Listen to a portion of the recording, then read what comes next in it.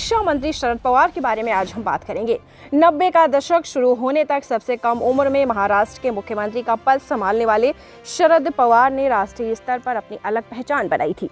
प्रधानमंत्री राजीव गांधी की हत्या के बाद 1991 में हुए लोकसभा चुनाव में शरद पवार के नेतृत्व में कांग्रेस को महाराष्ट्र में अच्छी सफलता मिली।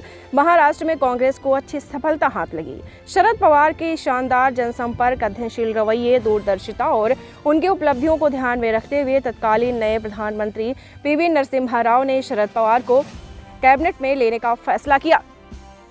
आपको बताते चलें, नरसिम्हा राव ने शरद पवार को गृह, वित्त या रक्षा में से किसी एक महत्वपूर्ण विभाग को चुनने का मौका दिया। इसे चुनने का उन्हें अवसर मिला। गुरु यशवंतराव चौम्हाड़ के नक्शे कदम पर चलते हुए साहिब ने 26 जून 1991 को रक्षा मंत्री का पद संभाला। रक्षा मंत्री का पद उन्होंने स्वीकार किया। देश की रक्षा नीति तय करने में, राष्ट्रीय शांति एकता बनाए रखने में रक्षा मंत्री की भूमिका महत्वपूर्ण होती है। रक्षा मंत्रालय का कार्यभार संभालने के बाद उन्होंने इस नए क्षेत्र का अपने तरीके से अध्ययन करना शुरू कर दिया।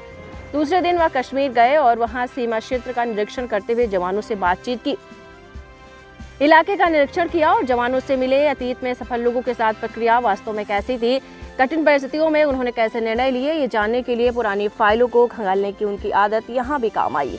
यशवंतराव चौम्हाड़ की तरह शरद पवार भी हर सोमवार को तीनों दलों के प्रमुखों की बैठक करते थे और सुरक्षा की समीक्षा करते थे। उन्होंने अधिकारियों से मेलजोल भी बढ़ा दिया था। जनरल थोराट उनके रक्षा सलाहकार थे, जो बाद में राष्ट्रपति बने। Missile man doctor APJ Abdul Kalam और कोल्हापुर के जनरल थोराट उनके रक्षा सलाहकार थे। भारत के रक्षा मंत्री के रूप में Pawar America, China, Singapore, Malaysia जैसे देशों में रक्षा संबंधी सफलतापूर्वक बातचीत में अहम भूमिका निष्पादित सफलतापूर्वक करते थे। यह सभी ने देखा कि भारतीय सेना को कठिन माहौल में चिंच की तरह सीमा की रक्षा करनी पड़ती है और विपरीत परिस्थितियों के कारण भारी खर्च उठाना पड़ता है। अगर दोनों देश अपने सैनिकों को वापस बुलाने का फैसला करते हैं तो यह भारतीय सेना के लिए बड़ी राहत होगी। रक्षा मंत्री के रूप में शरद पवार ने उस दिशा में प्रयास करके चाइना और भारतीय सेना के बीच सामंजस्य स्थापित करने में महत्वपूर्ण भूमिका निभाई। शरद पवार ने निभाई। जुलाई 1992 में उन्होंने चाइना का दौरा किया। वह चीन की यात्रा करने वाले पहले भारतीय रक्षा मंत्री थे।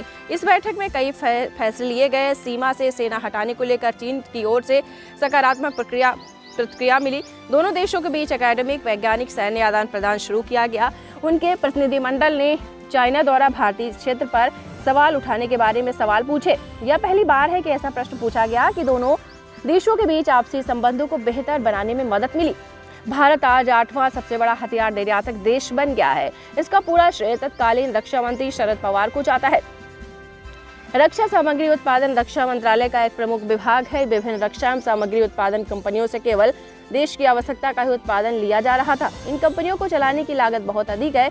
उस समय देश आर्थिक संकट से जूझ रहा था। यदि इन कंपनियों का अपनी पूरी क्षमता से उपयोग किया जाए और तैयार उत्पादों का निर्यात किया जाए तो इस स्थिति पर काबू पाया जा सकता है। शक्ति से ऐसा विचार प्रस्तुत किया गया और उस पर अमल करके उसे वास्तविकता का रूप दिया गया। इससे भारतीय हथियारों के लिए बहुत बड़ा बाजार उपलब्ध हुआ और बड़ी मात्रा में विदेशी मुद्रा अर्जित हुई।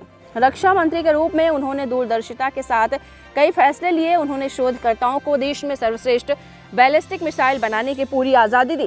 कार्य की पूर्ण स्वतंत्रता दी गई। आपको बताते चलें, project director doctor APJ Abdul Kalam थे। अमेरिका जैसे शक्तिशाली देश के दबाव को धता बताते हुए उन्होंने अग्नि का निर्माण किया। 1992 में ओडिशा के चांदपुर में इस मिसाइल के परीक्षण के लिए शरद पवार खुद मौजूद थे। शरद पवार यहां पर उपस्थित थे। MBT अर्जुन एक स्वदेश निर्मित टैंक जिसे उनकी पहल पर बनाया गया था, फरवरी 1993 में लॉन्च किया गया। 1992 में पवार और तीनों सशक्त बलों ने महिलाओं के लिए 11% आरक्षण का प्रस्ताव रखा और इसके कार्यान्वयन को आगे बढ़ाया। इसे लागू करने के लिए फॉलो किया गया। उनके क्रांतिकारी फैसले ने लड़कियों के लिए रक्षा क्षेत्र का रास्ता खोल दिया। तो आज महिला अधिकारी सशस्त्र बलों में भी अपनी उपलब्धियां साबित कर रही हैं। अब लड़कियां लड़ाकू विमान उड़ाती हैं और 7 समुद्रों की जल यात्रा करती हैं। महिला अधिकारी राजपथ पर ट्रैफिक का नेतृत्व करती नजर आ रही हैं, करते हुए देखा गया। इसलिए सेना में लैंगिक समानता लाकर क्रांति पैदा करने वाले तत्कालीन रक्षा मंत्री शरद पवार को गडकरी ने बुलाया था।